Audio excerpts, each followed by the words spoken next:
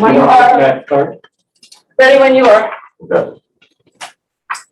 Good evening and welcome to tonight's school committee meeting.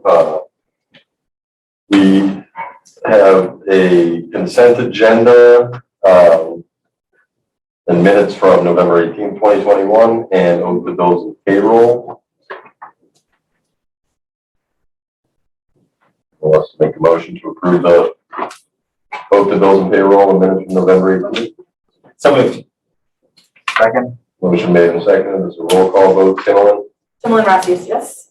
Brad? Carlson, yes. Justin? Justin McCarthy, yes. Matt Hunt votes yes as well. Okay, this is our first opportunity for interested citizens. Yeah, Do you have any raised hands? okay. Then bring it to one of my favorite parts of the meeting, our student representative report. We have Stella Austin here to give us an update on the goings-ons of the 4 schools. Yeah, so hi, my name's Stella Austin, and I'm a representative from the school. Before Thanksgiving break, Sugar Lane had many community meetings during lunchtimes, and students listened to Mrs. King read the book Happy in Our Skin by Fran Menushkin. I probably butchered that. Students and staff are now creating mini paper people to represent them in their individuality. Sugar Lane welcomes visitors to check out their new array of students and staff when they visit. Also at Sugar Lane, they are partnering with Anton's Cleaners Coats for Kids and Families by collecting gently used coats for kids and adults through January 8th. All community members are welcome to drop off coats and jackets at Sugar Lane from now until then. A lot of classes at Sugar Lane have been taking advantage of their imaginatorium. They participate in activities with Miss McGregor, such as wind tunnels, telling stories, and do arts and crafts related to STEM.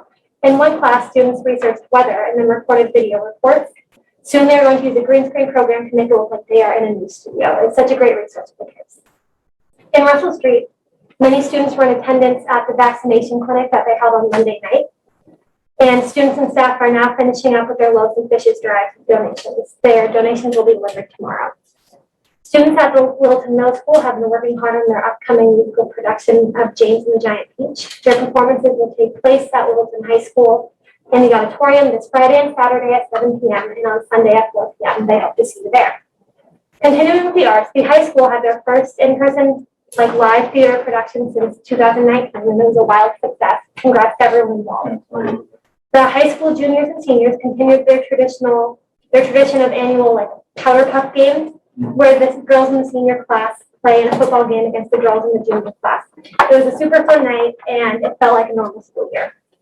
Winter sports have just begun their practices and have tryouts, and everyone is very excited for the upcoming sports season. Something to look forward to is the Littleton High School Band and Chorus's annual winter concert next Tuesday, December 7th at 7 p.m. in the high school auditorium. All the people involved have been putting in a lot of effort to make sure that this concert is a success. And just in time for the holiday season, the Littleton High School National Honor Society is hosting a gift wrapping and babysitting service on Saturday, December 18th. From 10 a.m. to 3 p.m., parents are encouraged to drop off their Christmas presents at Littleton High School for NHS members to wrap. The students there will also be babysitting at this time. If you want to participate in this service, the National Honor Society asks that you provide a donation of at least $25, and the proceeds will be donated to Meals on Wheels, a charity that provides meals to those who cannot make it themselves. Many clubs and organizations at Littleton High School will also have booths at the Holiday Bazaar, so be sure to check those out. Great. So did you participate in the powder puff game? I did, yes. Did you score the winning touchdown? I did not, no. Did you even play? I did not, no. Any other questions for Stella? Actually, doing, I probably should ask this before, I'm sorry.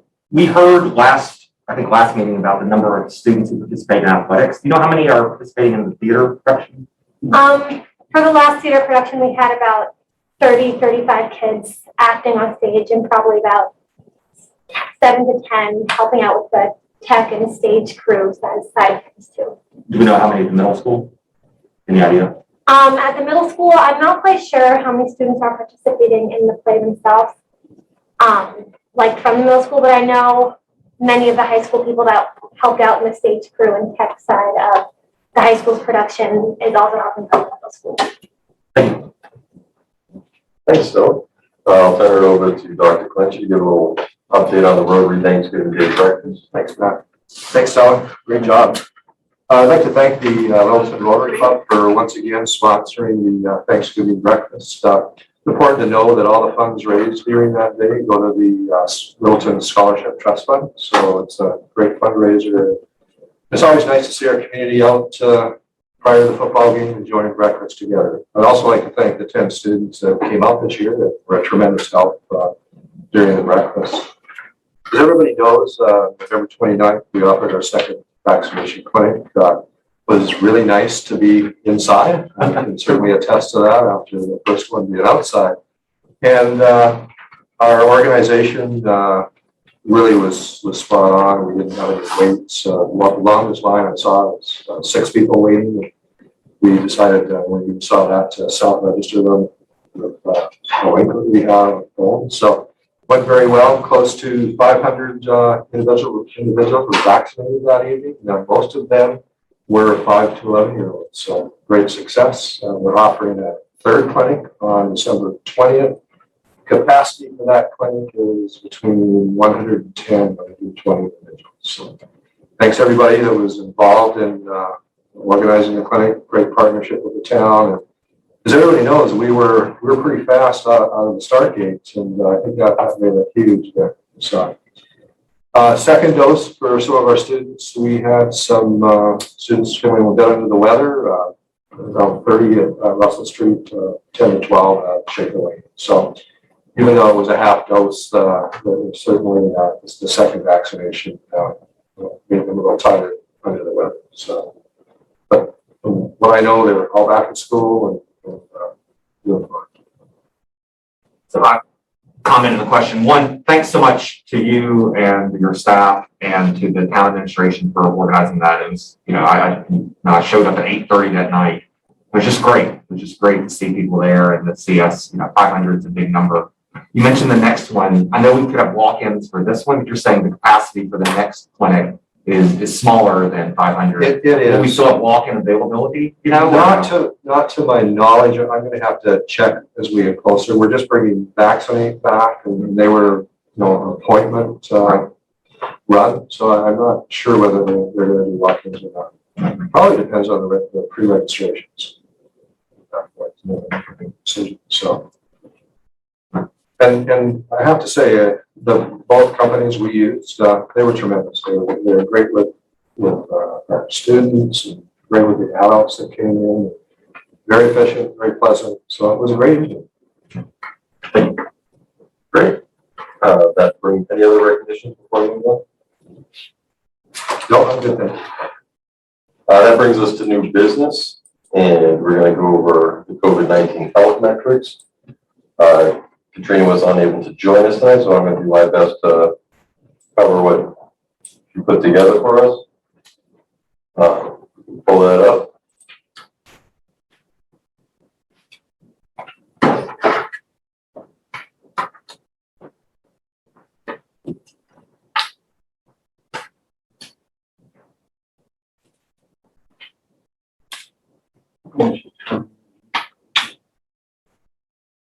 Sorry.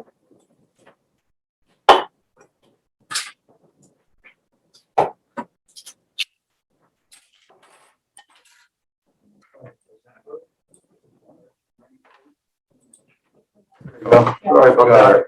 Yes, it's the usual. Okay. All right. On to the Massachusetts state data. All right. So as we can see here, the number of cases, we're getting to see a bit of a rise again. We're not quite where we were last year, which is due to the vaccines and the number of vaccinations. Testing, we can see again, it's slightly trending higher here. One of the things we experienced data lags after every holiday. So last week was Thanksgiving. This week's no different. We'll see data catch up over the next week as testing levels improve and reporting delays catch up. For today's Department of Public Health report, statewide cases have increased 7-day average is now 2,300. Test positivity increased to 4.94%. 7-day average of hospitalizations has increased over the past few weeks, now averaging 854 per day. And deaths is 13 per day. Moving on. Okay, so we're still in a high community spread, really all of Massachusetts is. Move on. Okay, so here are the trends in the state's 2-week case rates per 100,000 by age group over the last 6 weeks, ending with 11/27.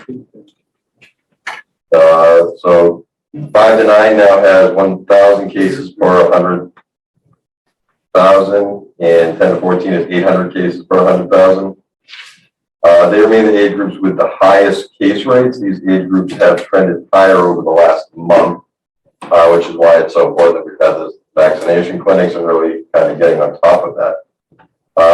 At this point, all age groups all age groups are trending higher. Sorry. We'll go on the next slide. Cover Littleton data.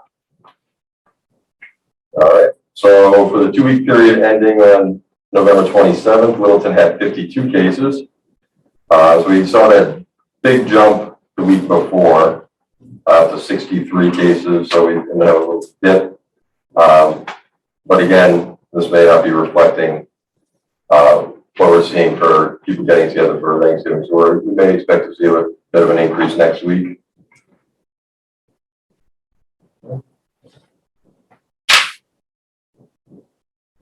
So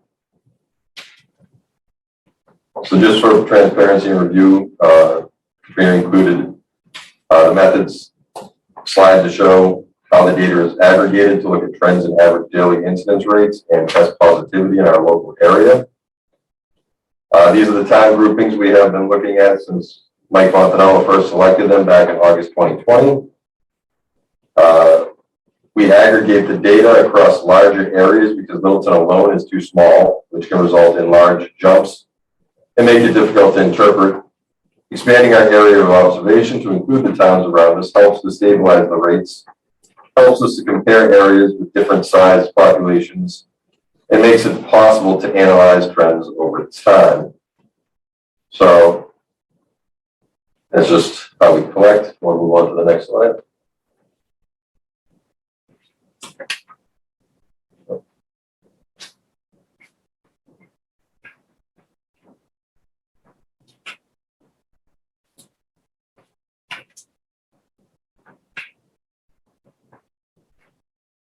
So that brings us to the trends in the area. So the left-hand graph shows the average daily case rates. Littleton's average daily incidence rate this week was 38.1 per 100,000, higher than the prior 2 weeks. All other areas we track also trended higher. We'll keep our eyes on that. Littleton's test positivity this week was 5.29%. Test positivity also trended higher for all the other areas we track. Next slide. You got it there. Okay. These are the CDC community transmission rates for the last 7 days. State, Middlesex County, and Littleton all classified as high community transmission areas. Keep in mind that these 7-day rates are impacted by the Thanksgiving holiday weekend. I can't see. So is that, I'm trying to see what the number is actually. So for Littleton, it looks like. All right. I'm just trying to see what the actual change was. That's good. Thanks. Yeah. All right. This is we move on to the school data. So Littleton school cases as of today. We've had 7 cases reported this week. 3 at Russell Street, 1 at the middle school, and 1 at the high school.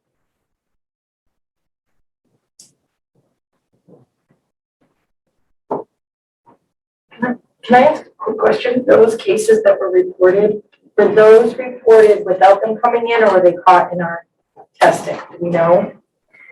Because I don't know, if like people coming back from the holidays, if they tested beforehand and then called into school like we're COVID I positive. think there's some Mixture. confusion with the data in terms of it. I believe some of that data was before Thanksgiving break.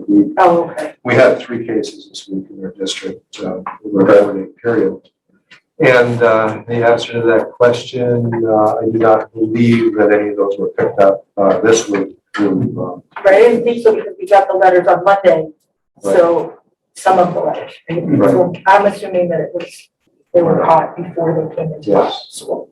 So I just want to make sure I heard that. So you said 3 cases in the district this week? Yes. Okay, thank you. 2 at the high school and The One in two, the middle school, right?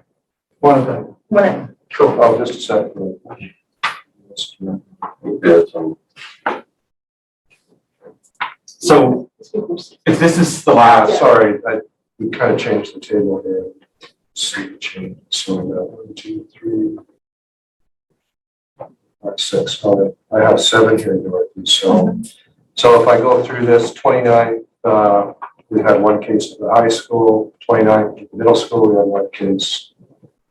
The 30th at the high school, we had 1 case. Russell Street on November 30th, 2 cases. Russell Street also had, that's interesting, another case on the 30th. And that was because we differentiated because there were close contacts in 2 and 1 didn't have close contacts. So today, the 2nd, we had 1 case in high school. so those, I'm assuming those two that were Monday were from them testing outside of school. Right. Yeah. Right, it's usually typical after a Right, break because like we that. wouldn't have gotten results back from a Yeah, test. notification from. Right. so We we start, start, oh, sorry. I'm sorry, we start pool testing on Monday, we do Right. high school on Monday and go through the week. So really, Right, it's usually 24 hours at least before we get those results. So it really show up. yeah, that's why I was just wondering. So can I ask for a clarifying question then, because we're going to be talking about the high school in particular later on, and we may be looking at different metrics. So if we're saying we have 1 case at the high school this week, or is that 2, 5, 5 accurate for the previous 3 weeks? We Does have, that sound right? yes, but we Okay. have, you know, when I go back here, Dorothy, I'm kind of checking the numbers again here. 1, 2, I have 3 cases in high school. One close contact, 1. 2 of the cases did not have close contacts, 1 did have close contacts. So I have 3 cases this week. At the high school? Yes. Okay, so these numbers are accurate. Okay. All right, thank you. That's all I need. Thank you. Thanks, everyone. want to move on to the next slide? Okay. So our vaccination rates continue to be strong. For today's DPH report, 79.2% of Littleton residents are fully vaccinated and 15% partially vaccinated. The increase in fully vaccinated people is due to the 5-11-year-olds who began to get their second doses this week. So even with their second dose, they need to have 2 weeks after that, or they'll be considered to be fully vaccinated. So they should start to reach full vaccination status by mid-December. 20% of 5 to 11-year-old residents got their second doses. 65% have received their first dose. Can we just comment on how remarkable that is? Pretty, or very. We're looking at close to 95% if these partially vaccinated come through. That's freaking incredible. It doesn't count. Well done, Littleton. That's remarkable. And administration and town officials who kind of work together, put together these clinics, really put us in a good position in this regard. All right. Moving on. Okay.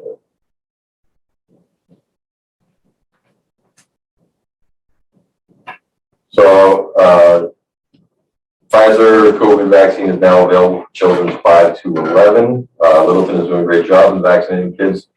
There are more clinics coming up, and you can look for appointments using VaxFinder, MassGov. I also, not to interrupt you, Matt, but I also read, someone said on Facebook today, that Shaw's and Groton is doing walk-ins, and they have both the Moderna and the Pfizer. For So boosters or for for, anyone can walk in and do a shot, from my understanding. don't quote me, but It was on Facebook, it's got it. Yeah. We all know that. you can, If people get to Shaw's and they're turning them away, then I'm. We're gonna You're call out. it. you can reach me at. Do your shot. Yeah, I'm gonna read it. So if you have questions about the vaccines, you should discuss with your pediatrician, nurse, or pharmacist. See if I'm eligible for the shot. So CDC strengthened their recommendations this week.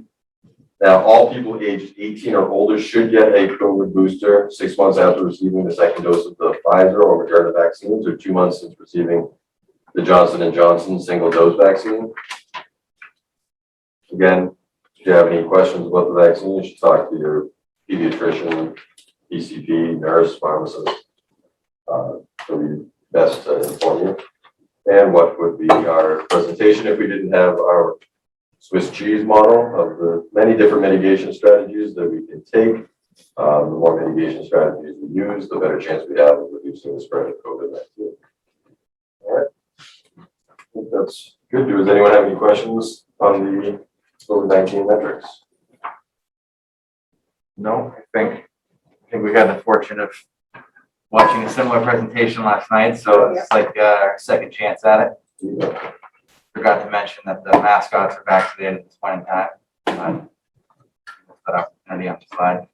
But good job, thank you. Okay, moving on. Littleton High School attestation approval from the Department of Elementary and Secondary Education. Attached letter. Dr. Petro tells us we did receive the approval for a waiver. Yes. And pleasantly surprised that we actually received approval on Monday when I talked to them last week. There was an interview process involved in this. It wasn't just submit a form and it comes back. I think I spent 30 minutes on the phone with them more correctly. And they actually told me at that time they weren't sure whether they would get it out to us this week. But after a conversation stating that we're meeting with the Board of Health, et cetera, they delivered on Monday, which was nice too. As you remember, this is the first necessary stage in the process before we take a look at stage 2, which is determining when we exercise mask flexibility.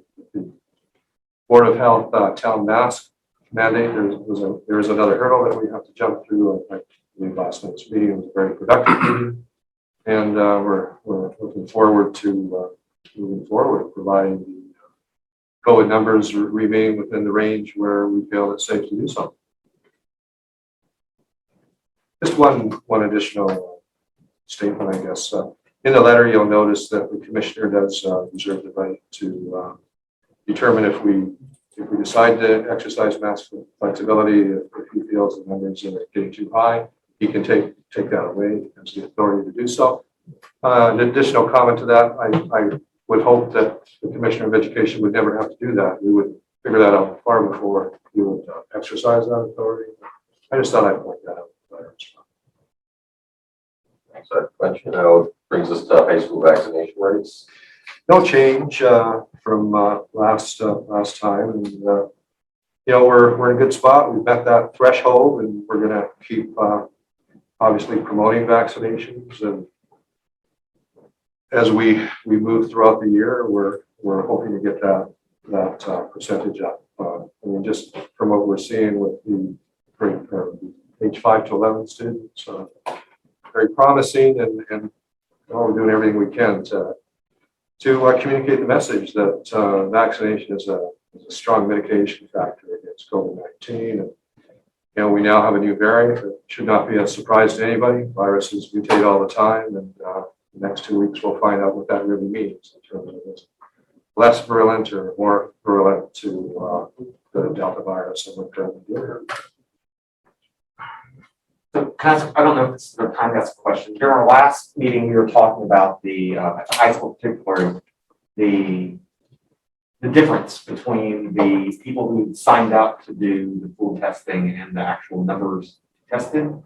And we were thinking about ways to maybe get that number up, you know, under the system we have right now. Have we been able to do that? Or can you give us an update on how many people are actually participating in pool testing right now? I don't have the exact numbers. Sure. I know it's pretty high, and it's improved since we last talked. Okay.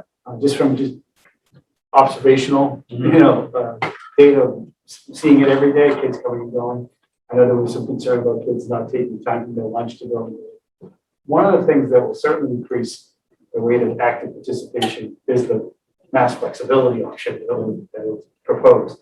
But that's going to heighten the motivation and incentive for kids to participate in that.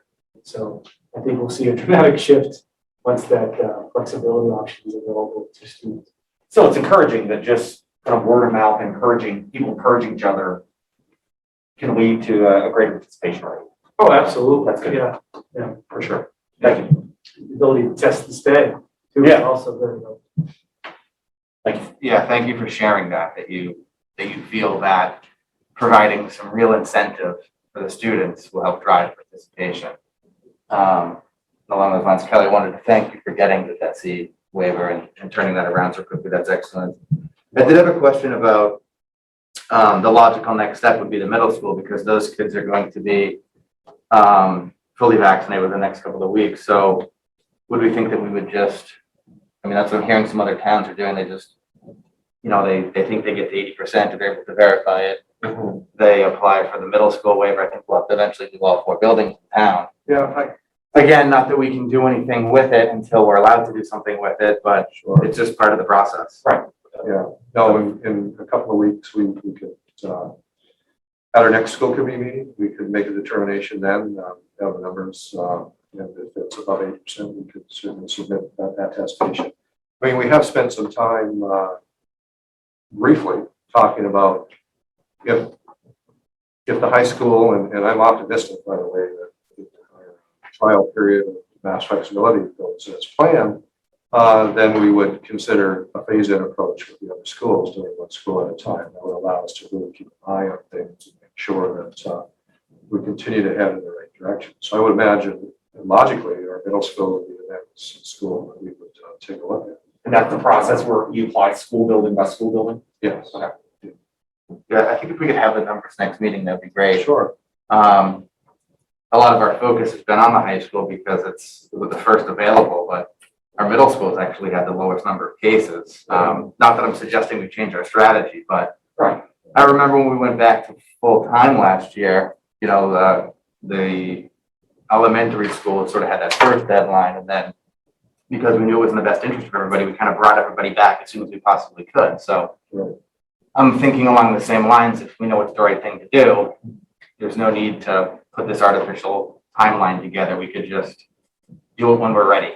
And we're probably pretty close to the 8% already, given that 7th and 8th graders we're already in range, then we're all 6th graders one before December, have been eligible. I'm pretty sure we're above 80% now. I don't have it documented, but just mentally in my mind, we're in the low 70s, I believe, last time we looked before we had eligible vaccinations for 5 to 11-year-olds. So that's we'll have that number. We definitely want to look at that next meeting, and we can make a decision then whether to apply for a waiver if we have numbers. Sure. We can talk a little bit about last night. Dr. Clench and I joined the Board of Health to talk about the mass flexibility. In order to implement that, we do need an exemption from the Board of Health, given the town-wide mask mandate. When we were talking with the Board of Health, they put some stipulations which we were expecting in order to implement the plan, and they discussed a date in which they felt comfortable with. 2 weeks ago, we had talked about the possibility of doing it as early as December 6th. They were not comfortable with that date. They felt it would be, they felt more comfortable doing it after the holiday. So Dr. Crunch and I, we didn't have a major issue with that, but we did request that they take a vote on it at the next meeting so that we can set a date and we can plan accordingly and give students and parents all the information they need. We can talk a little bit about some of the requirements that they Do you have that, Dr. Benchi? It should be in our package too, we can put that up. That one would be great. Yep. So we're about to see the slide. I think this is the one Kevin Baker was discussing last night. Yeah. So it wasn't clear to me if this was Kevin Baker acting as chair suggestion to jumpstart the conversation. I don't recall them voting on this. No. So this is their ideas. He basically pulled other members of the board and said, what would they be interested in doing if we were to have 4 other criteria. Some of this is criteria and then some are just specifications of how we would implement it. So that, for example, the exemption would be for a 3-week trial period. Then we would mask the kids back up for 2 days until we're able to meet and evaluate the data from that, and then make a decision going forward. Proof of vaccination will be required, parental consent required. Again, these are just parameters. One thing that we talked about, 100% active participation in the testing for those who want to participate in mask flexibility. Therefore, the students will be getting tested that Monday, or what they propose is actually starting the Tuesday after Martin Luther King Day. And the following Monday, and if they're not tested that week, they're not allowed to participate in mask flexibility for that week. This was kind of a sticking point, something mandatory active pool testing participation for those that participate in all optional extracurricular activities. This was kind of something we felt we could not do, given the fact that a lot of the people who are participating in extracurricular activities wouldn't be participating in the mask flexibility. They may be unvaccinated. They may choose not to. We also have what is extracurricular activities, if we define that. If you're thinking sports, that's a certain majority, but then we have theater, we have all certain types of clubs. You're going to have 95% of the student population if you're really looking at just extracurricular activities in general. We also have co-ops with other schools. How do we implement that? This is one of the benchmarks we really did not feel was attainable. And I think that we should encourage students who are participating in extracurricular activities to participate in the testing program, but I don't think that should be a requirement for the mask flexibility. All right. All students and staff choosing mask flexibility shall be tested prior to the start of the 3-week. They mentioned that. And then will be that's to establish a baseline, and then will be tested every other week. Every week after. Should the weekly case count double for 2 consecutive weeks, meaning we went from 5 to 10 to 20, that would be break the glass, stop it, everyone immediately puts masks back on. Littleton Board of Health may at any time rescind the exemption should it determine there is a substantial public health risk. And then all other mitigation measures remain in operation. So again, I thought most of these were reasonable with the exception of the extracurricular activities. Do we have any thoughts on this from members of the board? Sure, I'll go first. That's all right. I appreciated Kevin and the board help coming up with these ideas. We've talked all along about how we want to have additional measures and what we can consider. Most of these seem, I should check the minutes. There was somebody, maybe in the minutes, like 2 weeks ago, was asking, what are the logistics of this? Are we going to give ourselves enough time? I think this has helped me think some about the logistics we'll have to put in place. And I have questions about the wristband kind of option.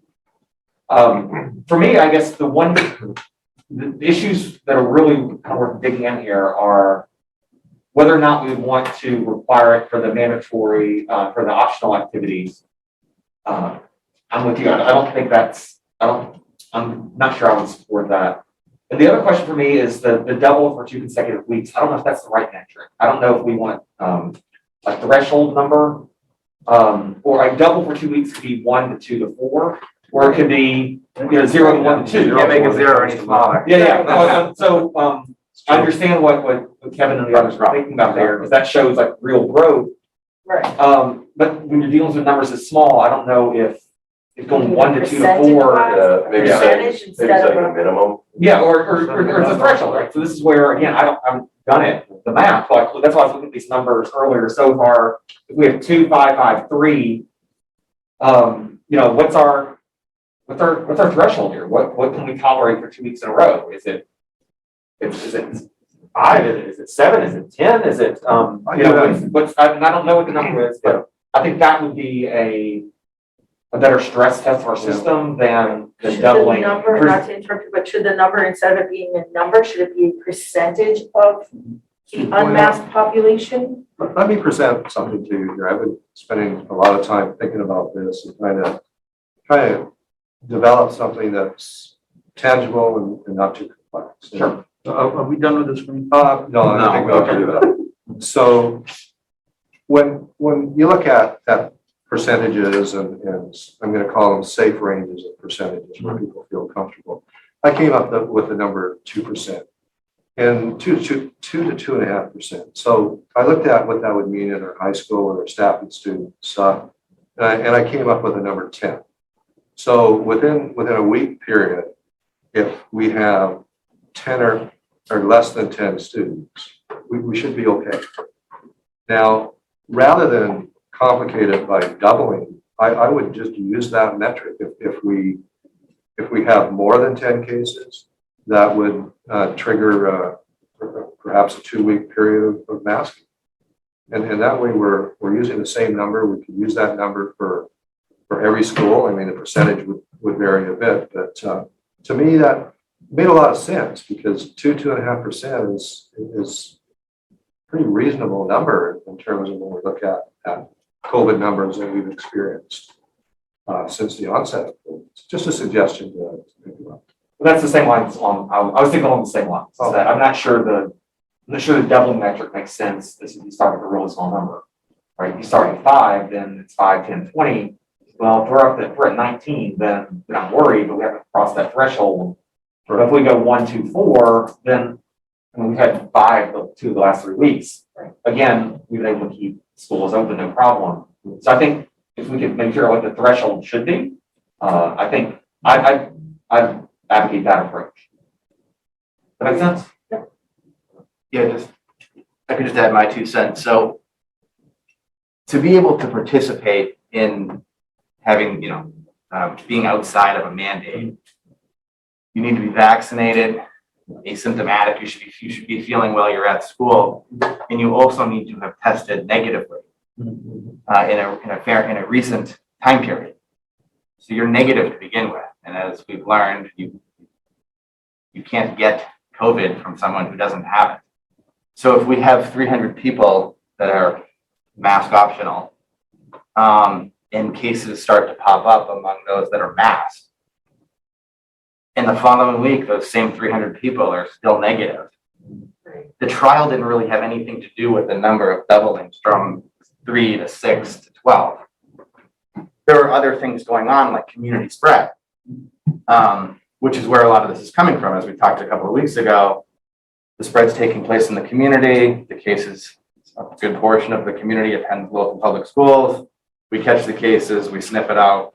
We're kind of the hammer here in extinguishing the cases. So I do agree that we need to have some sort of number to say, whoa, this is not working. But I do think that we need to focus our efforts on contact tracing where the cases are coming from, because that's the important aspect of what we're trying to do here. We're trying to incentivize folks to get vaccinated. There's about 18% of our population in the high school that's holding out. I would imagine some of those folks probably have had COVID, and one of the things they're thinking is, I've had COVID, I don't need to get vaccinated. And we're trying to show them that, if you get vaccinated, that's better. And if you get vaccinated, you can take your mask off. So we want to make sure that we're identifying the right data here to sort of judge how the trial went. And I also, we can look at how do things go in Hopkinton? How are things going in Phillip? How are things going north of the border in New Hampshire, across the country, Scandinavian countries? I mean, we're not the first people to do this. When you start with vaccinated, asymptomatic people who tested negative, this is going to be a wild success. So that's my thought process on that one bullet point. On the extracurricular activities, I kind of tend to agree with what folks have said so far. I'm not necessarily sure that that sort of fits in with what we're trying to do here.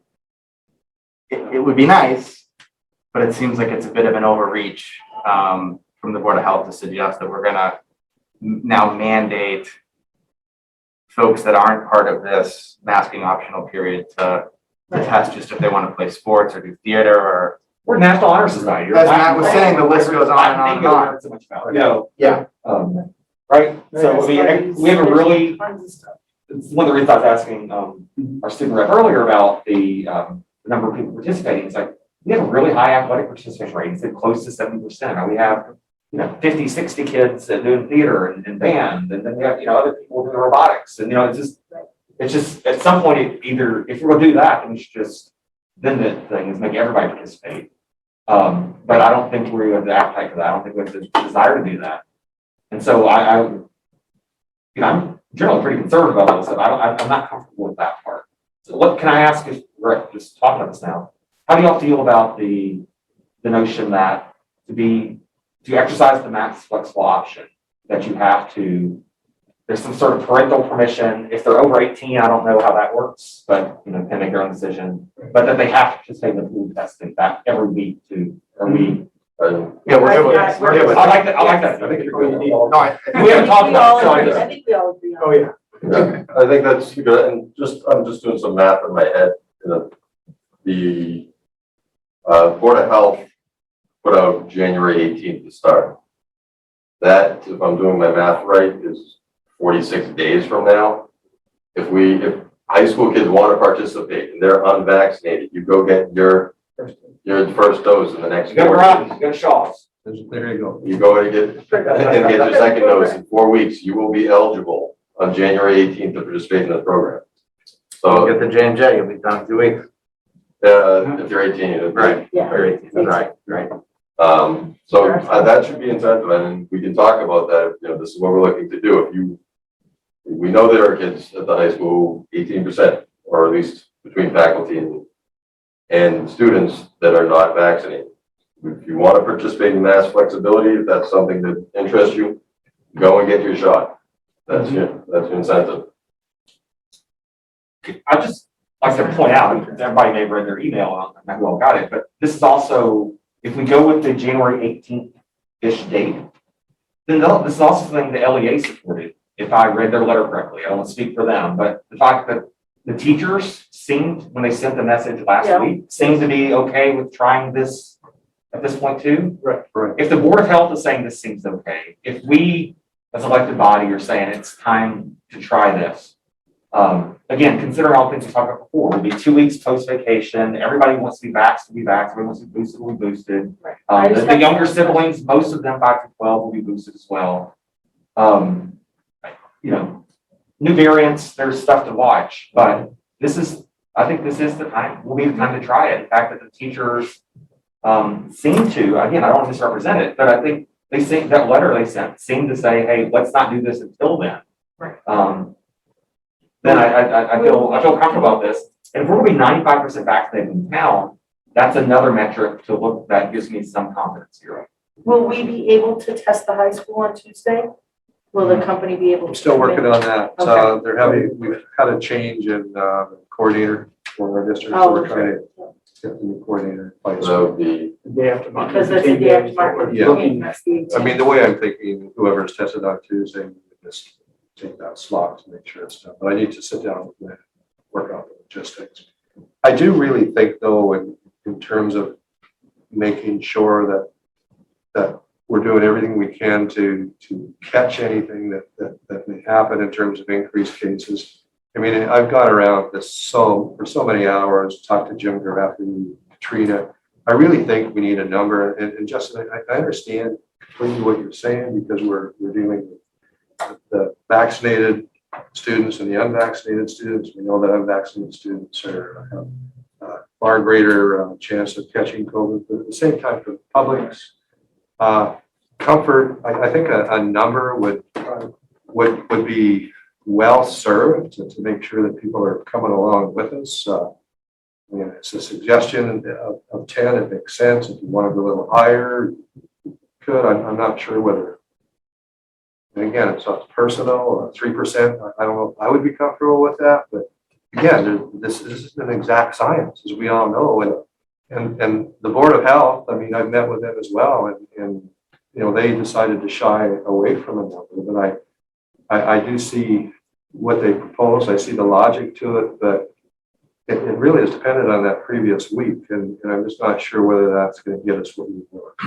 Yeah, so. Yeah, I mean, there's no perfect answer to it. I think I'm fine with putting a number there. I think that 10, regardless whether it's coming from the students who are participating in the program or whether it's coming completely from people meeting outside of school, community transmission. It may be something that we just want to pause and say, okay, what's happening here before we continue on.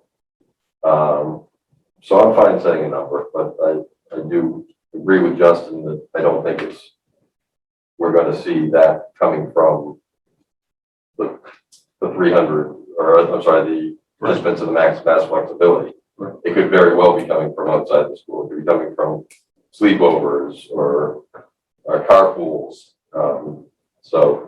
But we'd have to dig a little deeper to find that out. But the issue is, if we have more than, whatever the number is, we have more than 10, 2 weeks in a row, wherever the spread's happening, it means that those are cases in the schools where people can be transmitted. We said about half our cases are breakthrough cases. Right. So far, people are vaccinated. If we have, you know, again, maybe none of us read that in school, but that's because we've been masked and partially because we've been masked.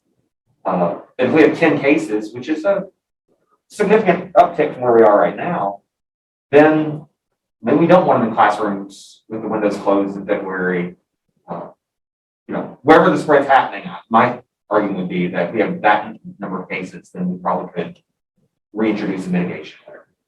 And you can't, I mean, we all know this, you can't separate the community from the school, Right. the school from the community. And, you know, we contribute to the number of cases in town, and to me, that number made sense, and there's always a span we could look at, but I really like the idea of, I can't believe I'm saying this, a finite number, because it makes it easy.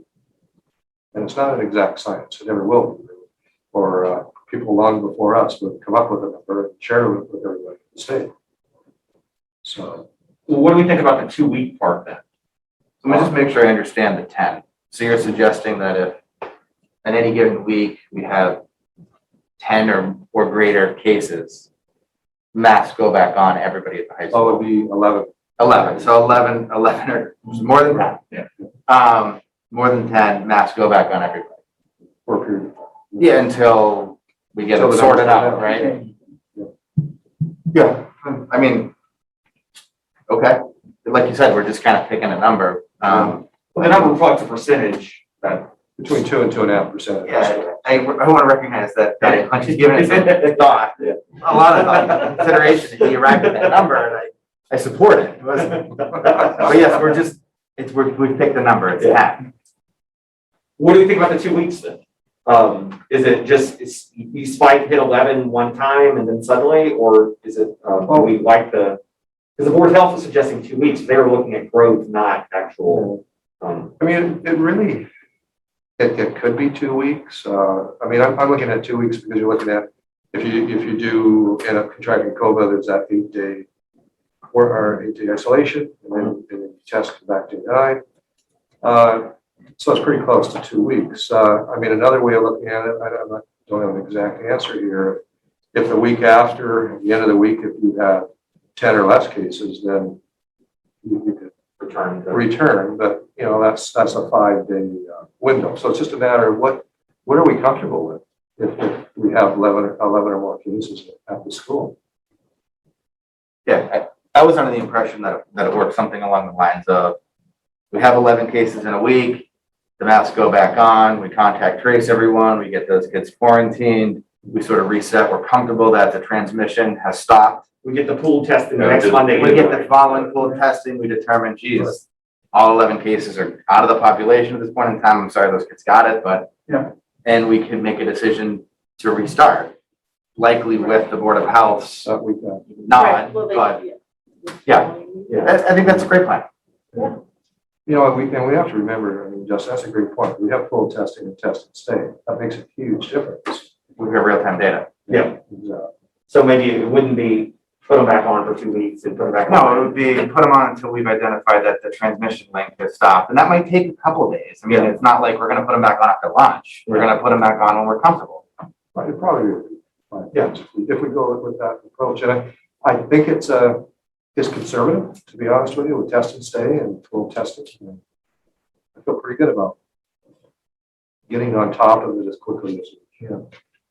You know, the other one that I actually phoned legal counsel today with, because I was struggling with at what point when you do something does it become something that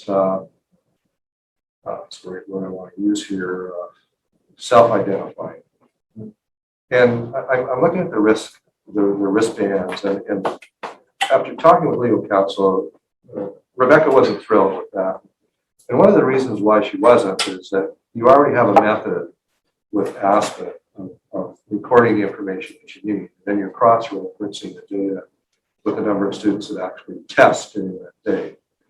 So a couple of things here. In order for wristbands to be effective, you couldn't get the rubber wristbands you can just take off on and on because, you know, again, I don't know if that's the best way to go. And I also want to emphasize, John and I were talking about this today, we need to trust our kids as well. We need to trust our students. One of our core values is to, you know, develop good citizens, and trust is a key quality. So I understand the need, but I feel that we could verify using Aspen and cross-referencing with our list. John already, or Dr. Harrington already sends out absentee lists every day. And he could actually tag that on so that the teachers would have a piece of paper with students' names in terms of they didn't test this week. Mm-hmm. So I guess another thing too, I mean, if you get, for lack of a better reference, those hospital vans that click on, you have to cut them off. I mean, wearing the same wristband for 7 days, it's not that sanitary. I did it Friday. The only, like I said, one thing that would concern me is more like hallway passing time. When kids, you know, that there's 500 kids in the building. Do we know who all these kids are? We're looking at a list. Having something to identify it, I think, is easier. But you know, maybe we're going to have consequences for somebody who misrepresents their vaccination status. Like just saw Antonio Brown got suspended for But I mean, who's to say these kids aren't walking? well, they may be, but In the hallways. you see a kid walking with his mask down and no mask on it whatsoever. Right, They're like, oh, I don't know whether this kid is right. No, I on the know. list or not. So, you know, that's a hard area to monitor. If it's somebody in my classroom, I can remember what kids are on that. I see them every day. You know, we're halfway through the year at this point. I know who the kids are, and that's my only concern. I would have liked to seen something that, but I understand also what Dr. Quenchi is saying about self-identifying. So if we're comfortable with it, I'm fine with just using the Aspen.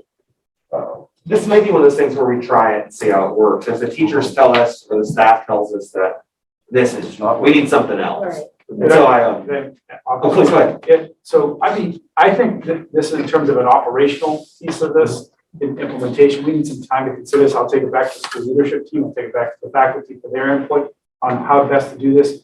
We do have reservations, both the superintendent and I, about the wristband, just how that works, even at this time of the year. It's not summertime when a lot of kids are wearing short sleeves necessarily. A lot of kids are, you know, they've got hoodies on and all kinds of things. You'd have to really look for it. And there is that issue around having the same, they get the band when they test. This is to identify, just to clarify, make sure it's known that this is not identifying vaccination status. No. This is identifying participation in pool testing. It's your exit ticket when you leave the test. Yeah, and it's per week, so the colors might change and things like that. We looked into the bands today that you would get if you go to, remember that you go to an event, Yeah. and you're in college and you get those bands.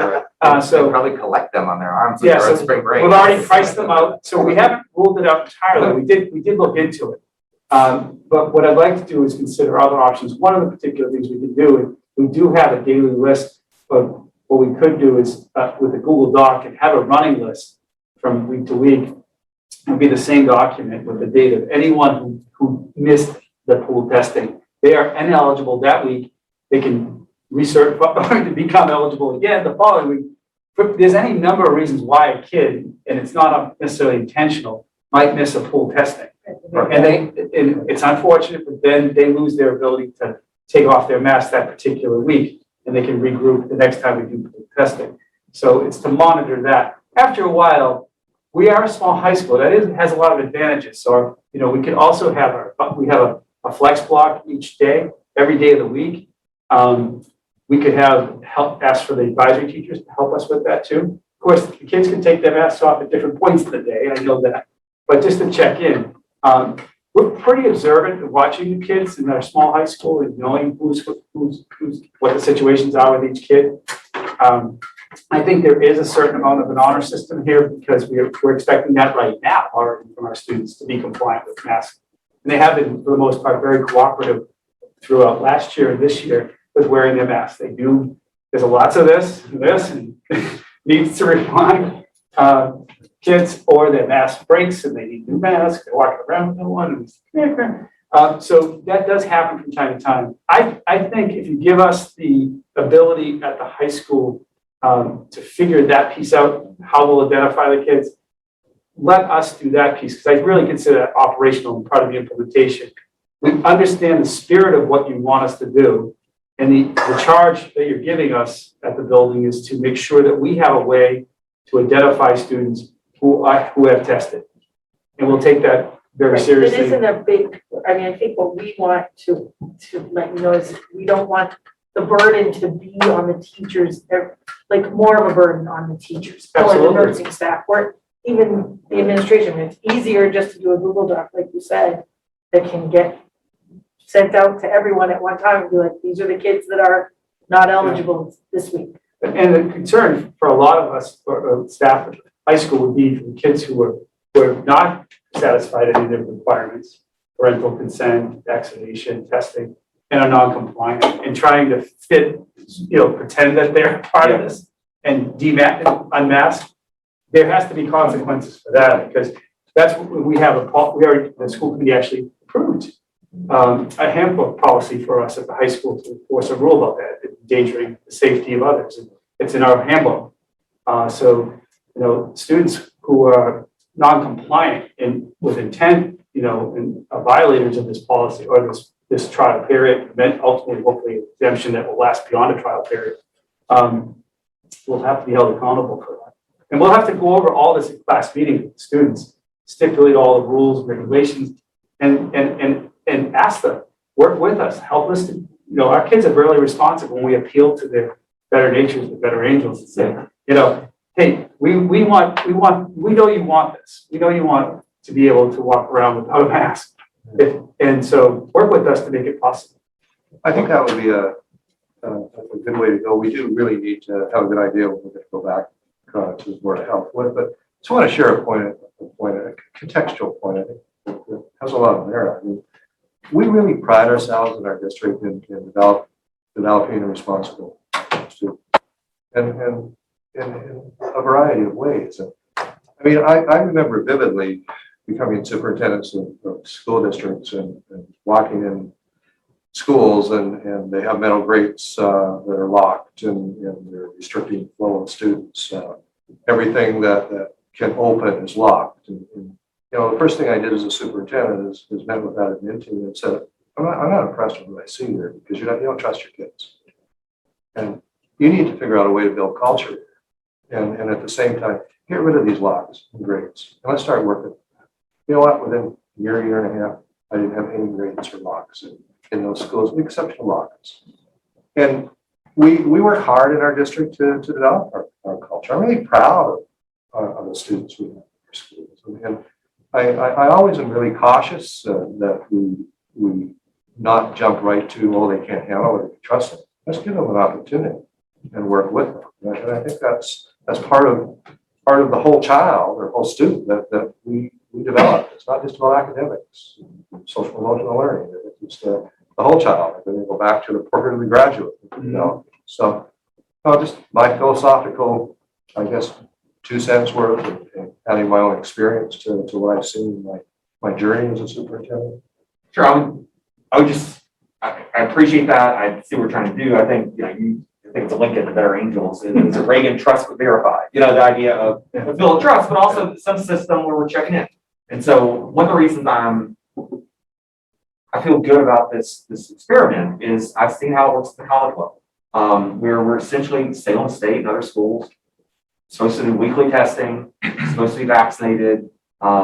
These kids are mingling a lot. We're of course still masked, but not masked always in all their other places, and there has not been a lot of spread. What we do, and I think we mentioned Board of Health, is we've got a little, just let's go someplace to just show I'm verified, I'm cleared.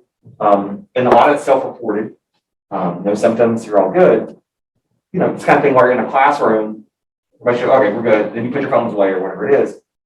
If we don't, I'll trust y'all to figure it out how to make I this like work. the idea, maybe that's a good idea though, really referencing the phone.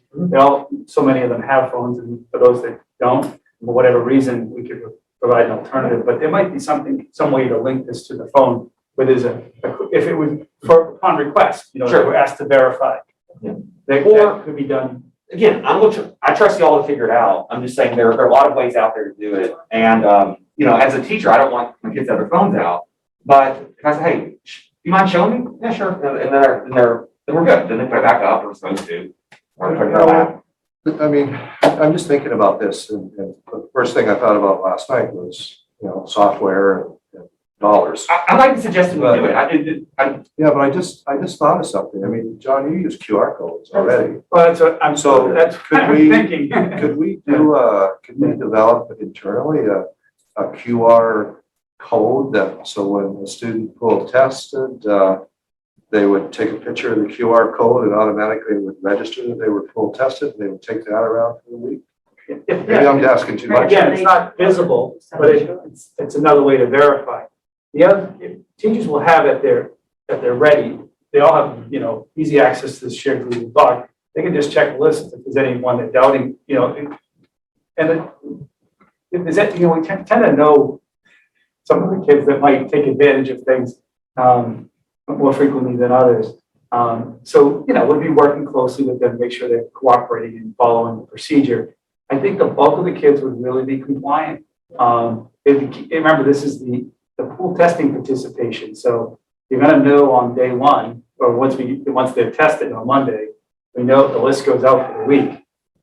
So if we had any, and it really is about they just need to know about the kids who did not show up, not all the kids who did. Those are the only thing. It's a shorter, much smaller list. We hope it is. Yeah. Yes. So maybe we could just go with, if you're comfortable, go with the fact that we're going to use Aspen and cross-check and use advisory. But at the same time, Dr. Herring and I are going to explore the QR code concept. I mean, we have so many students in our schools in this day and age that, I mean, if any are listening now, they're probably saying, I can do that in 5 minutes.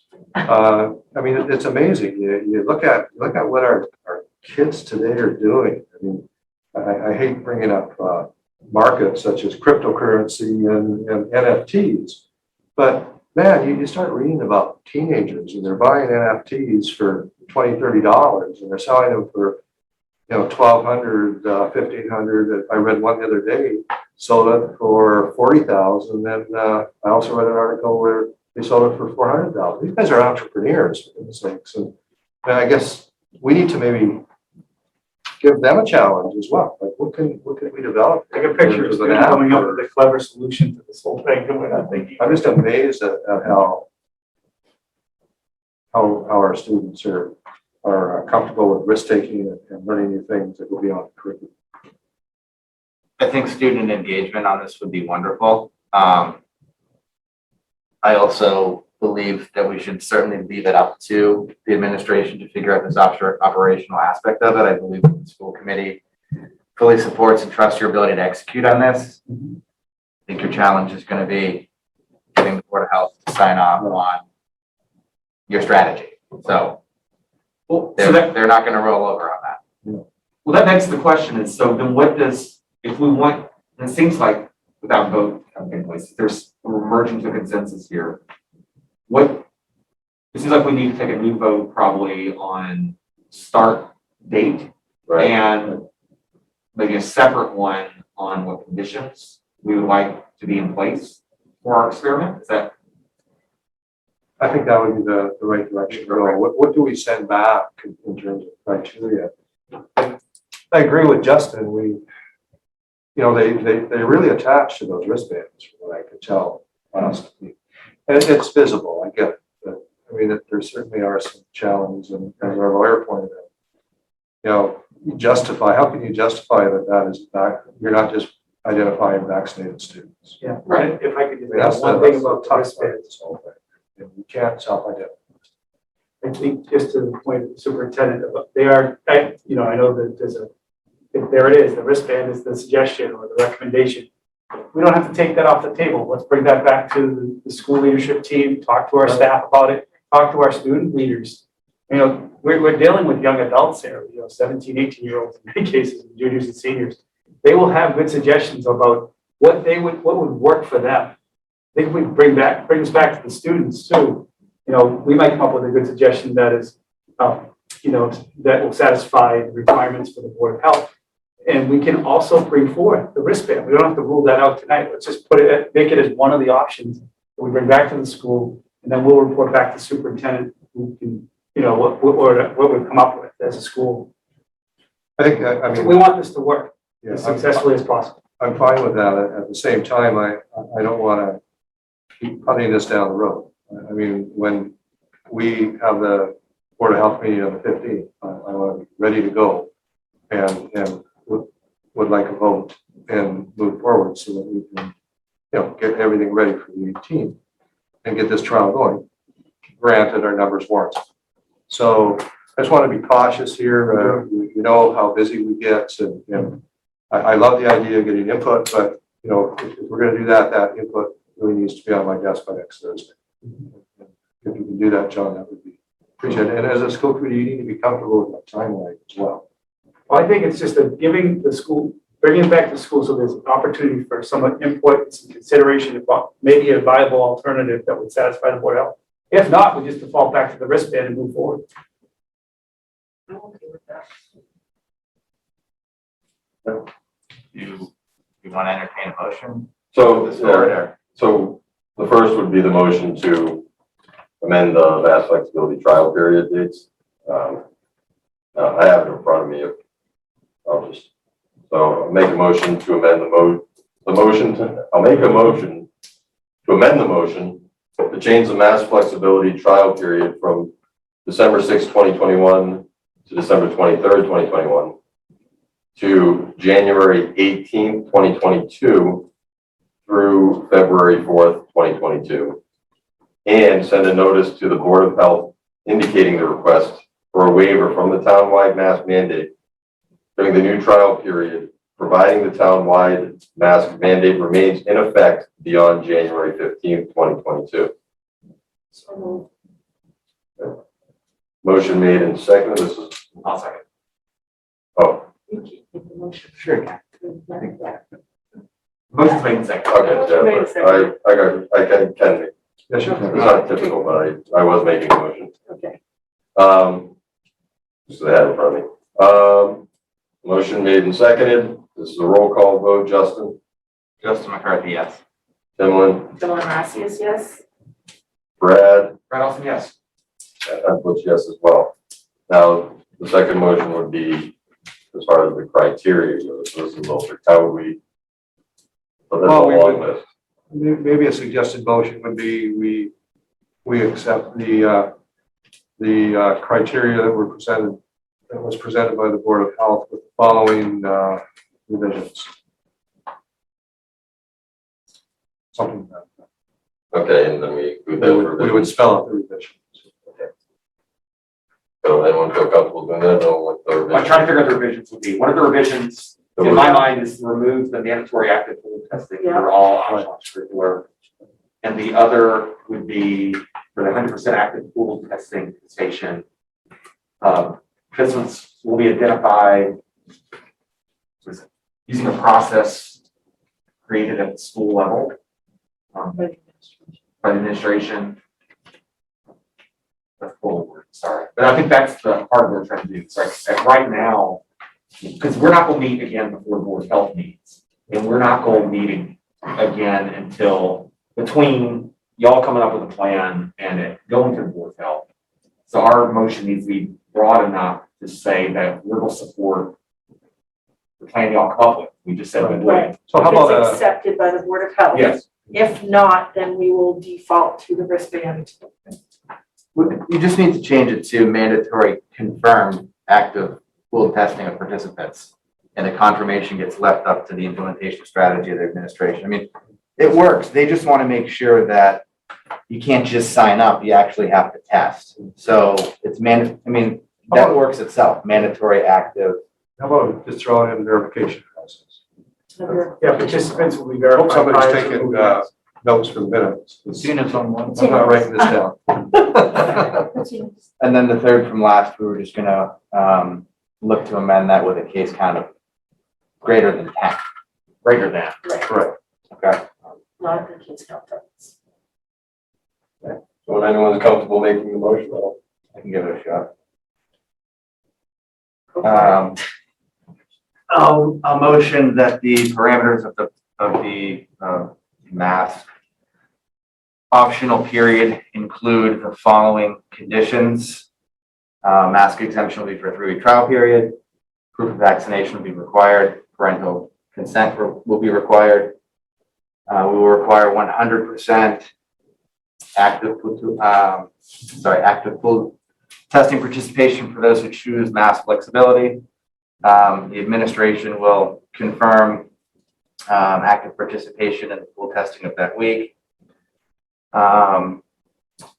Mandatory active pool testing participation for those that choose to participate in the optional. I'm sorry, I screwed that up. We're going to eliminate that one. Strike that from the minutes, please. All students and staff choosing mask flexibility shall be tested prior to the start of the 3-week trial period to establish a baseline count. Should the weekly test count within the high school population exceed 10, masks will again be required. The Littleton Board of Health may at any time rescind the exemption should it be determined there is substantial public health risk, and all other mitigation measures remain in operation. will that motion work, John?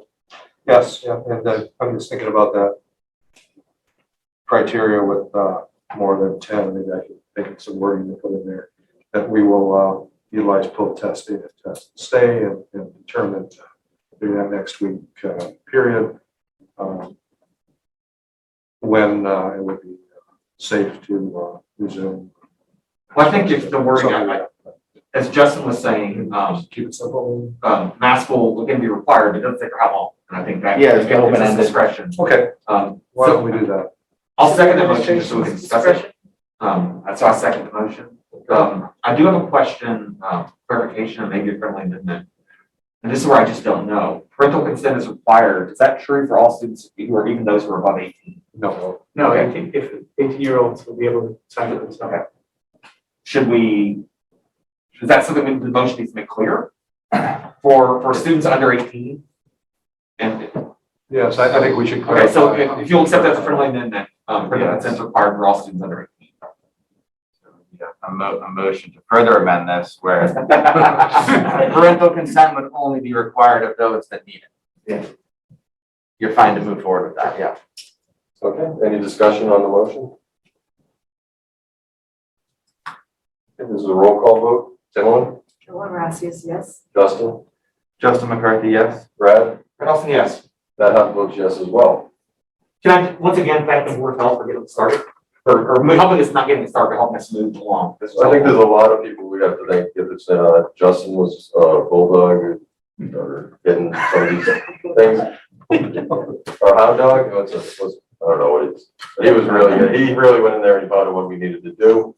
Dr. Frenchie, Board of Health, everyone has really worked hard to get to this. So it would be really great if we can get this voted on the 15th and set a date.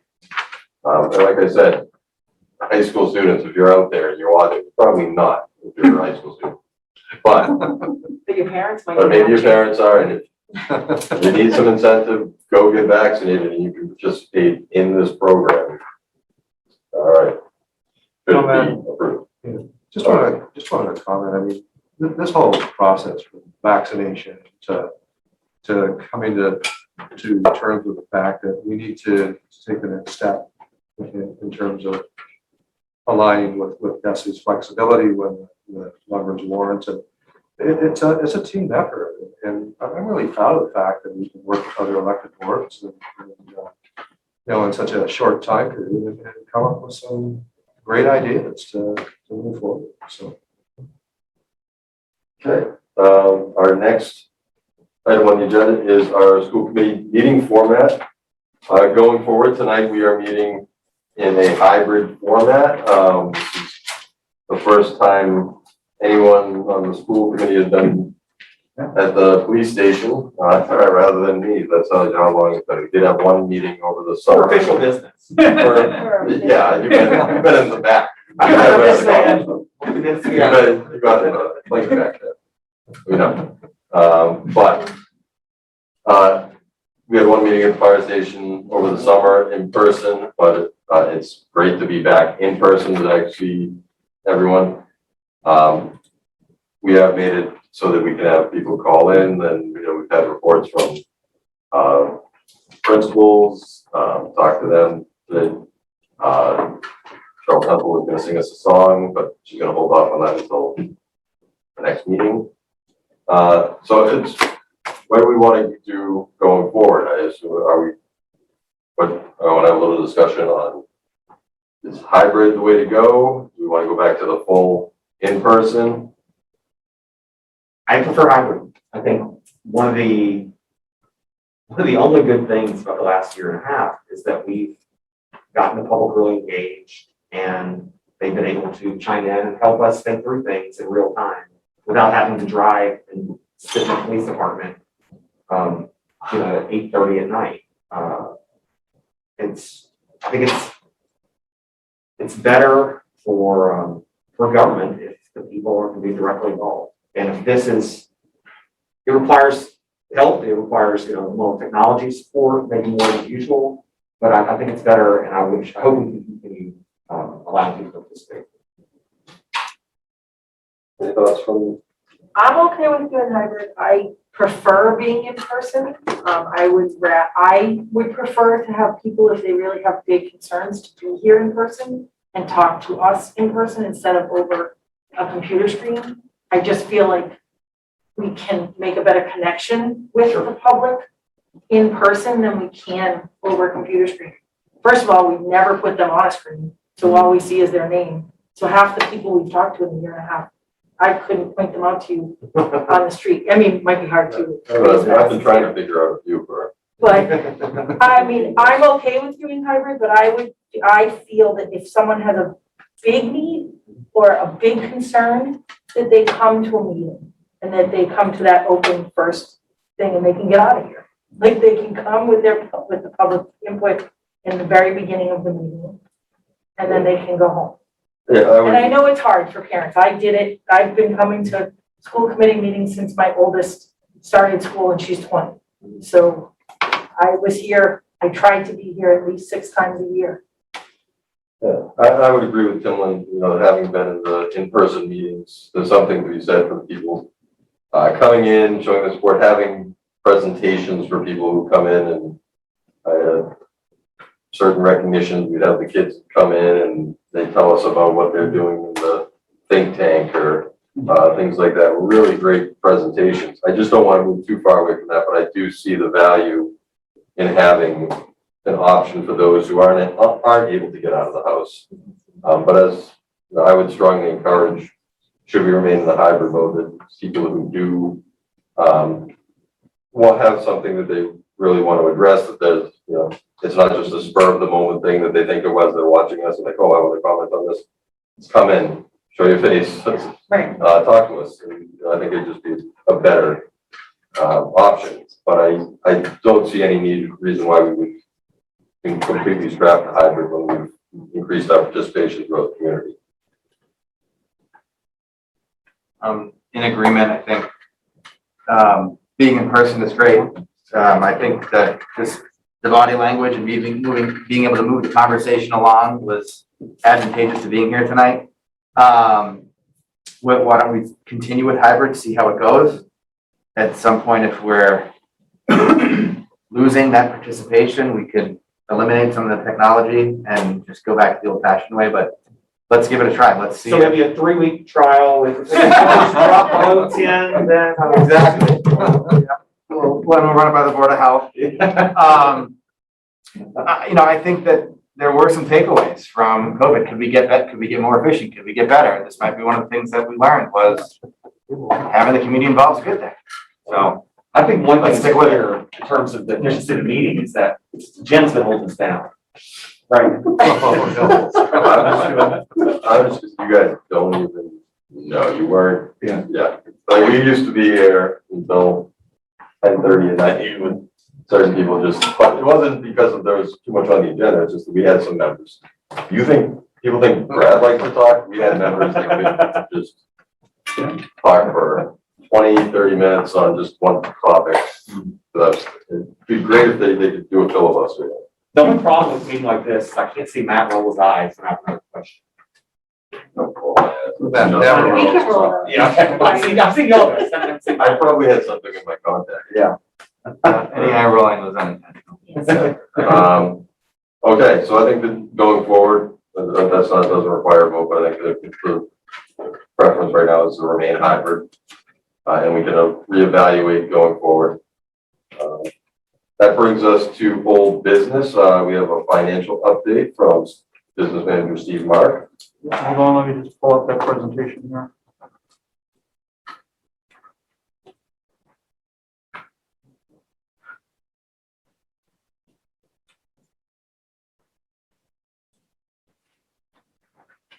All right, so thank you everyone for having me. So in your packet is a couple of reports, so let me just start with the first page. This is a summary of our cost center structure that we talked about the last meeting or a couple of meetings ago. Just as a reminder, we use 8 different cost centers, and that's what these are, and I won't go into them, but we are going to do a little bit deeper dive into the special ed and student services tonight. The second page is, this is our normal year-to-date budget report. This is a standard report, so this is through the end of October. When we ran this, November wasn't quite closed yet, so this is through the end of October. You can see our appropriated budget, you can see year-to-date expended, available budgets, and that special education cost center, the $6,409,000. You can, if we go to the next page and do a little bit deeper dive into that, you can see that special education department is made up of a couple of different major areas. Just as a point of reference, that curriculum director's line, we're working on retitling that. That's really a supplies and materials line. We're actually in the process of working with the town on revamping our entire chart of accounts for both the town and the school department. So we'll make some of these corrections when we do that. But there, these are the major categories. You can see that the big categories are salaries and teachers and special ed, and I'll get into that in a second as well. You'll also notice that in the year-to-date expended, when you look at the private tuition and the tuition to the collaboratives, I just want to point out, yes, that's 0 expended year-to-date so far, because one of the first things we do for tuition is we spend out of the circuit breaker funds. So we're required to spend circuit breaker funds within a year of receipts. So we always spend down circuit breaker funds before we tap into the appropriated budget. And that's why that's 0 at this point in time in the year. And then the last page is just, I'm trying to get some color to my presentation. So, so it's just a visual representation. So again, to point out, yeah, it's a little bit of color. So it's a fall color theme. Sorry. Good job. My daughter's engaged. She's looking at wedding and she's looking at fall colors. So Pardon me. napkin So- choices. Anyway, so again, to point out, some of the biggest cost drivers here in special ed, and again, as people services as well. The tuition, both to private tuition and the collaboratives, and we have to separate out those for state reporting. That's why we separate them. That's almost 40% of that pupil services line. The other big number in that is 65% of that number, if you take the different salaries. The classroom teachers, the medical therapeutic, the medical services, the psychological services, the non-clerk, the teacher assistants. That's 65% of that budget. So those are the big drivers that are within that special ed and pupil services budget. So that's kind of a little insight into what goes into that cost center. So can I ask, it seems to me that a lot of this seems pretty predictable, but the 2.4 for the collaboratives and tuition private, is that the toughest thing to budget, not knowing what we'll need year to year? Yeah, it is. That's a big percentage, and it also seems to be most questions. It is tough because students move in, students move out, students' needs changes. As we bring programs in-house, sometimes we can bring students from an out of district placement back into a program in the school. A lot of different factors that go into that. Thank you. Yep. Any other questions? So my question was sort of similar in nature, Brad. Thank you. I guess maybe another way to ask that would be sort of what's the monthly run rate on those two line items that we're spending on the circuit breaker money? And when do you project that we will run out of circuit breaker money and then spend the 2.5 here? I don't expect you to have it down to the penny off the top of your head, but I just was wondering if you knew roughly where we are in the year. And I certainly want to make sure we have enough money to get to where we need to be. We have enough money to get where we need to be. Okay. I don't have the number off the top of my head. I can certainly come back. Okay. With that, is where we're at, as far as where we're at with circuit breaker spending year to date. Yeah. Yes, I can certainly present that at the next meeting. Okay. Or even, yeah, that would be terrific. Can I ask a related follow-up question? It's more just me helping me understand the whole budgeting thing. So the circuit breaking funds, we're spending that down first. We budgeted 2.5 for tuition private and tuition collaboratives. Is that 2.5 the actual cost? And we just know we won't need to spend all of it, or is that what we anticipate to have to use after we use circuit breaker money? No, we anticipate to use that after we use circuit breaker money. Okay, so the actual cost for those line items to the district or to the town. When we is greater did than the 2.5. budget, Okay, that's when what we did the budget, those are the numbers that we had forecasted. Gotcha, right. Thank you. One of the. Steve, could I just jump in for a second? It might be helpful for the school committee to know what our circuit breaker number is. Collaboratives and private entities are a little better at billing on a regular basis. Every year by the time May rolls around, we do a deep dive because there have been some districts that have had bills submitted to them June 3rd for hundreds of thousands of dollars, which is totally unacceptable. You owe the money.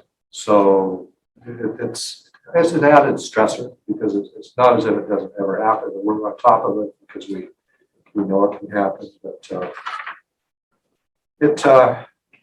this is probably, those two lines are the most difficult lines in the budget to monitor because there's so many moving targets throughout the year. With a significant amount of money. Sure. What was the $49 textbook purchase? Not just kidding. All right, thank you.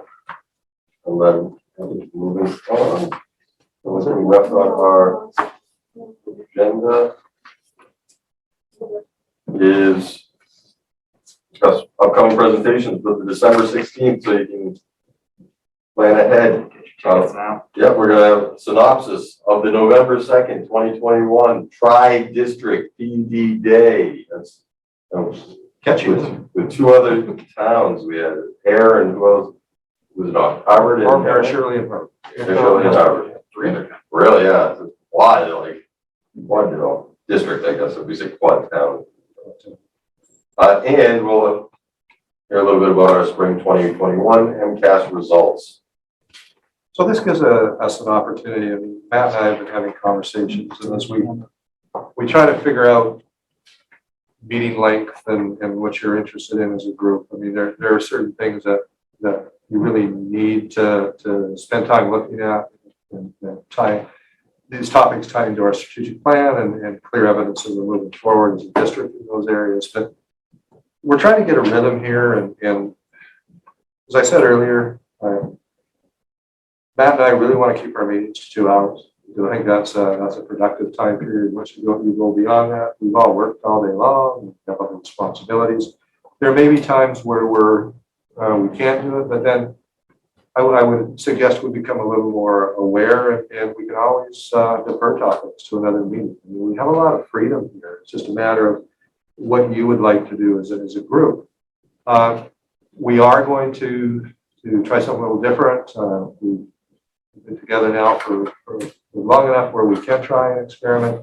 We're going to ask that our presentations to you be a little more of a synopsis rather than detailed, and then you can ask the questions. I mean, part of the power in presenting information to you is the dialogue. And we want to make sure we don't create a disbalance where we're doing all the talking, and then you look at the time and you think, well, I'm not going to ask a question because it's 9:30.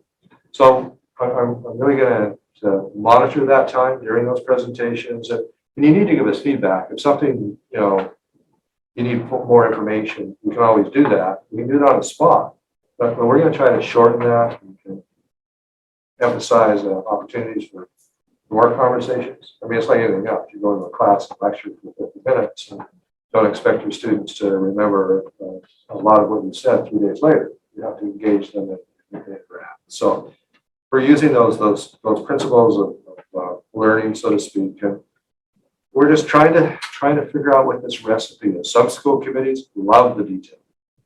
I mean, Matt remembers we had school committees that just loved the finite. Yeah, and shout out to Carol Baker would love the minutia. That's great for him. I could never do that, but he knew every little detail that you could possibly. So we're trying to adjust to what you would like as a group. Strategic plan is a function of the school committee and the administration. I mean, that's a joint venture, so it's really important. But what's also important is the opportunity to talk about things that are important to you as a school committee. We want to make sure we have time to do that, because I mean that's an important part of the job. I sent an email out. It was a Thanksgiving email, but I did throw in a couple of things in there. Educational was I always do. Can't help myself, but I didn't go over this with you when we had a retreat, and maybe if you want another retreat in February or something, we have a short retreat. See where we are. Let's take a reading of the compass, and I think that would be valuable. But Covey is a hero of mine, and he talks about effective board functioning.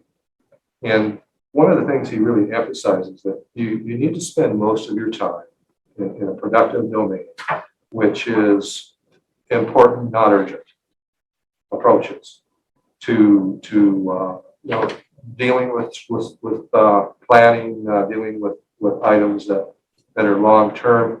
And I'm not saying that there won't be times where you're going to get something that's urgent and important, and because that happens, and it shouldn't happen a lot.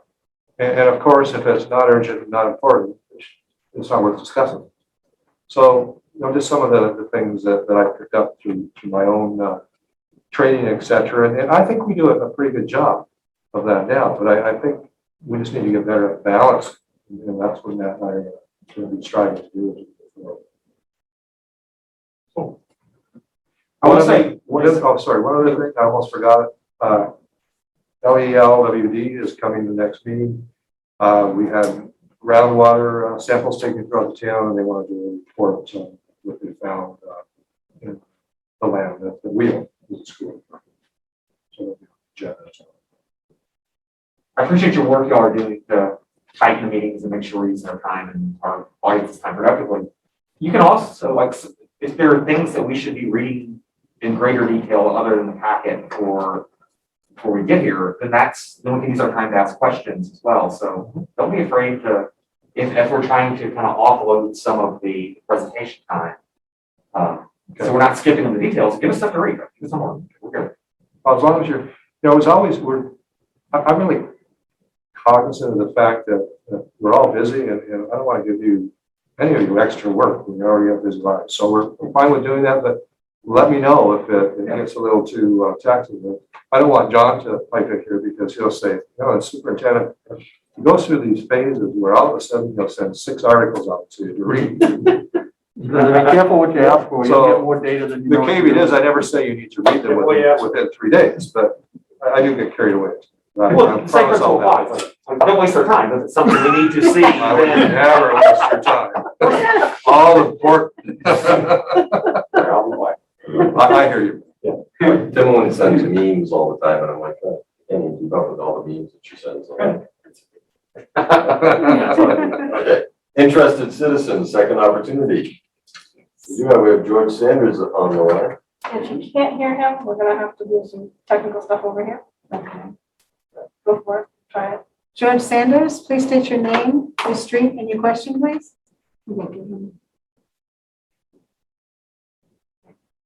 George Sanders? Yeah, can you hear me? Can you hear me? One moment.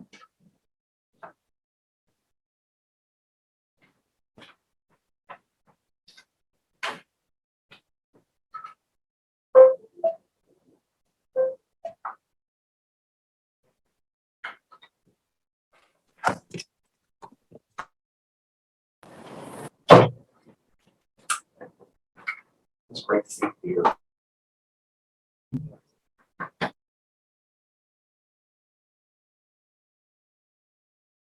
Typical Australian. Right, because he wouldn't have gotten himself back from a test. Yeah, notification. I'm here. Can you hear me? You can't hear him through We there. can hear The first we can hear time. it through before the.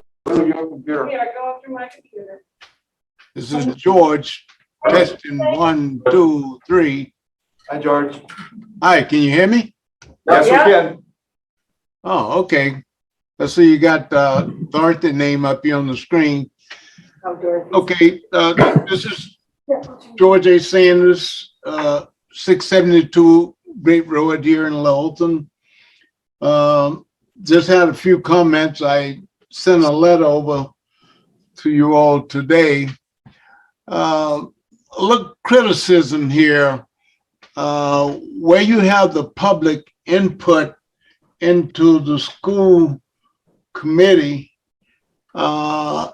it's down the line quite a ways, and you've talked roughly from the time this meeting went for an hour and 40 minutes. That's a long time.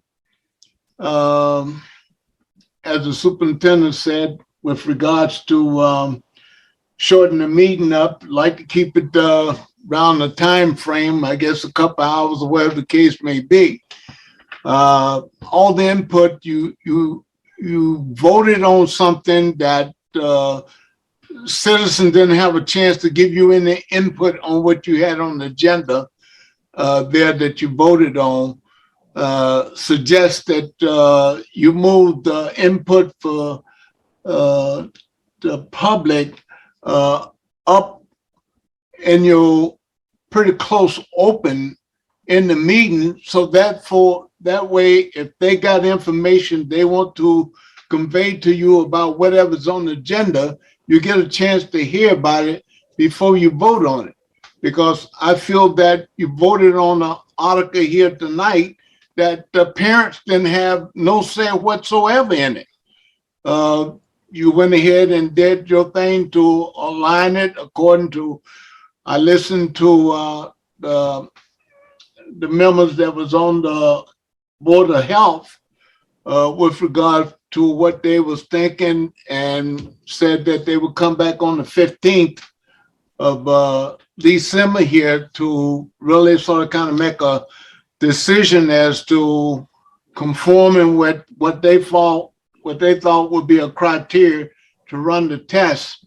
My only thing is that I probably have a better respect for what's going on with this virus than probably a lot of people, because I spent 30 years in the nuclear biological chemical field in the military. So, and R&D, we deal with a lot of stuff. and I know about the virus, which normally is on the side of the biological side of the field. And I just think that we have something here that's hit us, and we really just don't know how to deal with it. And because we came up with these, I call them antidotes for this virus, COVID-19, it's based on the fact a lot of people in this nation is not aware that there are multitude of viruses in labs throughout the United States and throughout the world, as far as that go, that they're working on. That's how they was able to come up with a quick antidote for this here, because they used a comparison of what they've been working on and something that came about that they was able to graph it and sort of kind of work with it and get it fine-tuned down to say, okay, this is working from a lab scientific standpoint. And what happens here with this type of information here, a lot of people don't really know what the virus objective is to tear down the immune system. Your immune system, the stronger your immune system is, the better off that you're going to be, irregardless what it is out there, because that's what happens to us as we live each and every day when we don't have a breakout that has hit us like this here. Now, I can tell you with regards to what you're trying to do, I understand exactly what you're trying to do. As far as normalcy goes, I think it's going to be a while before we get around to what we may consider to be normalcy again, because we don't have the grip on what's going on here. We have the spin-off of what's coming on with this COVID-19, and it's one after another here. And now they're trying to, in the scientific community, they're trying to come up and see what about what's going on. They haven't even got the Delta under control. So we have a problem, and I just think that when we want to do a test as what you want to do, and I'm just doing this from a R&D side, we call it the guinea pigs that we use and expose people to certain things here. I can tell you, I am not for my child, or my children rather, I have two in the school system, taking off their masks and doing a sample here of the testing that you want to do. So I can tell you right now, you're not going to get confirmation from me for them to do that. The objective, I don't quite see what the objective is that the school is trying to do. You have one of the best things in place right now is the protection of this mask. And I think at this time of the year, with regards to the two shoot-offs that we have right now, or spin-offs from the COVID-19, I know you pushed it to the 18th. That's what the health board sort of kind of said of January 2022. But what it is that you're trying to do or trying to accomplish, I don't quite understand the risk that you're willing to put our people in harm's way to come up and see if it works, or can we do it, or whatever the case is. You have the rating that you have now because you have the best system that for protection that you have in Littleton right now is by having our people masked and everybody in Littleton masked. This is going to go on. The thing is that I look at this here as that Americans are sort of kind of hard-headed. Let me use that word. They're not used to something happening that stops them from this fast life that we've been living, so forth and so on. And they just think, well, casually, we can do this, we can do that. This is a serious item that we have that we are confronted with here in our lives. And we need to give the utmost respect to these viruses because they will kill us. Whether it is natural or where it is a leak out of a lab or whatever the case is, we don't know right now as to how the COVID-19 got on board. But the fact is that it is out there. It's going to be there for some time. And now you're getting spin-offs from it. And we're trying to react to these spin-offs. And I am telling you, we're in a very tough situation right now. And I have the utmost respect for what you all are wanting to try to do. And that is what you normally do when you're in an environment that's a hazard. You expose X people and observe and review and see what happened and see if they're being affected with whatever it is that we have that we know that's out there. But right now, I'm just simply saying that I just think that it's not my preference to do this. I think if I said in the letter to you that if the Board of Health goes along with this act, I think it's a foolish act that we put the people in harm's way. And that's my personal opinion. And I've been in the professional field dealing with viruses, and I know a little bit. I'm not saying I know everything. I know a little bit. I know enough that I can tell you that I was an instructor in this field and in the top 5% of the nuclear biological field for the United States Army Chemical Corps. And I know that what we have is something that we need to give our undivided attention. And I'm not saying that you're not giving your undivided attention to it. I just don't quite understand the objective in terms of why is it that we want to do this. And I think personally that this is the worst time that you can do it, which now you have shifted to January, and getting people back into the school system. And hopefully that our pupils will come back to the school and they will be okay and they won't be bringing more than what they left with. I thank you kindly. Thank you, George. I appreciate your comments. Certainly respect your opinion. Just a couple of points. We did do the interested citizens at the beginning of the meeting. Parents or anyone wanted to chime in. This was kind of really just a amended motion from our 2 weeks ago, which is why I think we didn't have a lot of input going forward. For me personally, like I said, I completely respect your opinion. There are very many different opinions that people have on this, and whenever it comes to public health, people are very passionate one way or the other.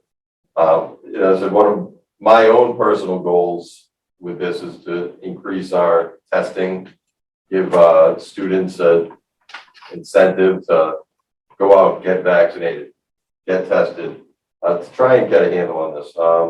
I think we realize that COVID isn't going anywhere anytime soon. We're trying to adjust to how to live with COVID.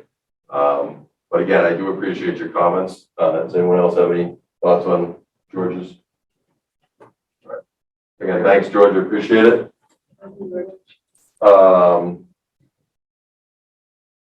Subcommittee reports, PMBC. No report. We haven't met.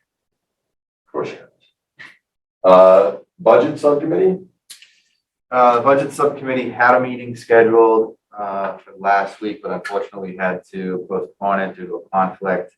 So we are scheduled, we are posted too, correct? Yeah, we're scheduled and posted for a meeting that's going to take place on Monday at 4 o'clock. Yeah. Policy subcommittee. We traded emails about meeting, but we have not yet met. And of course, CPAC. CPAC had a highly successful basic rights workshop on November 16th. Had at least 10 families there. They learned about IEPs, they learned about the process, they learned about how to know if you're eligible for one. The handouts, if you want the handout, it's available on the Facebook page and then I think on the other website. The next CPAC meeting will be a business meeting in January 11th. And if parents want to reach out to board members or to the school liaisons, any questions, they should. And also there's an anonymous kind of feedback survey. If people don't feel comfortable having a name attached to comments, they can do that as well. Brad, will the CPAC have a table this weekend at the holiday bazaar? I really wish we'd asked our student rep when she was here. I think they typically do. I know that they have some raffles. I've never won in the raffles, but I enter every time. They have some great stuff. If you have any questions and they are there, you should be going to the holiday bazaar anyway, because it's fantastic. But maybe you could ask, I know that some of the members of the CPAC are there and they're willing to answer your questions. Before we move on, may I just, one other question for the superintendent, I guess, is that one of the data points we said we're going to collect, and as we move forward and certainly as we prepare to talk to the board of health, is what's happening in other districts. I wonder if we could ask you or your team to reach out to Hopkinton and a couple other districts that are a little further along than we are, and just get some, it's anecdotal or any hard data, but just something that may help us as we approach board of health and give them confidence that we're looking at as much information as we can. Would you mind? Is that possible? No, we can do that. It's interesting. I went on their website yesterday and was trying to get something off it that would help, and it's really not. I couldn't find any public data, but we can phone central office personnel and try to see what data that we have at this point in time. It'd be great. I think that's just all information we'll want to have, and hopefully it will give us more confidence as we move forward. So thank you for that. I'm sorry. Yeah, I mean, I've talked to a couple of school committee members. I've talked to Hopkinson's director of health through an email exchange. So I can pass, I'd be happy to can make some introductions and we can get that going. But yeah, I've established some of those connections already. Great. Bloodhound, I think it was Bloodhound. Not Bulldog, Bloodhound. Bloodhound. For the record, I hope the minutes did reflect when Justin said he screwed up earlier. He said strike it for the minutes. I want the minutes to reflect that. But We do have to move into a brief executive session. So at this point, I'll entertain a motion to move into executive session for the purpose of contract negotiations with no intention to return to open session. So moved. Second. All right. Dorothy may be aware. You do have to do, for an executive session, you do have to do a roll call. Yes, always. Yeah. I'm learning the rules. Sorry. So sorry. Everything So I'm so executive. used to doing roll call votes, but for a lot of these, we can just go back to the yay or nay. Okay, so this is a roll call vote so Tim Winrossi, Tim Rossi is yes. Justin, McCarthy, yes. Brad, Awesome, yes. Matt Hunt votes yes as well. Thanks everyone. And again, hope to see you at the Holiday Bazaar. We'll be back in 2 weeks. Be there, be square. Because 2.5% is She's loud. Kumbaya. Cheryl, speak. Macarena.